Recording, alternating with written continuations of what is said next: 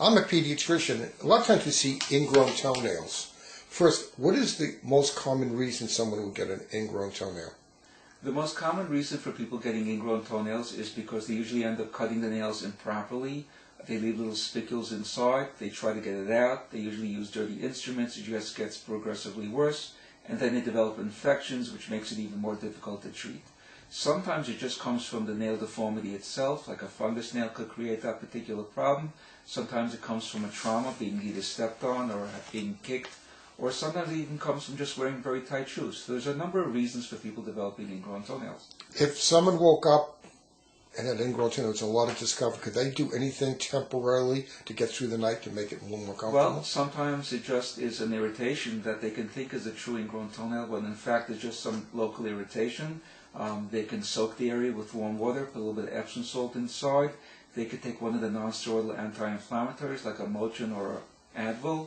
They could then use a little bacitracin and try to wear a shoe that doesn't press on it.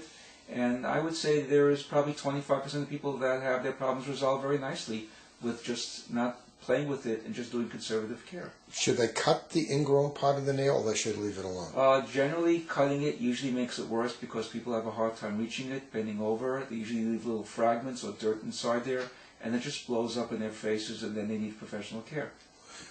If you saw one and it was ingrown to the side, your approach would be what?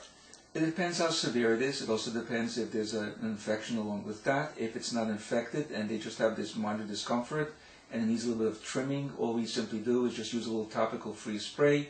We remove that little section of nail and usually go home with just some simple directions like soaking and putting on some topical antibiotic. If they have a little bit more advanced case where they need some systemic antibiotics, it's generally prescribed along with that.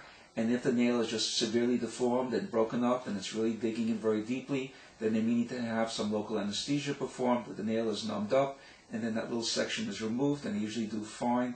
If it's recurrent, then we could do something that's called a permanent nail resection, where along with removing the nail, we just add some medication, and that stops the nail from going in permanently. Many times it's swollen and has a little bit of an abscess form, and that can usually be caused by usually staph infection.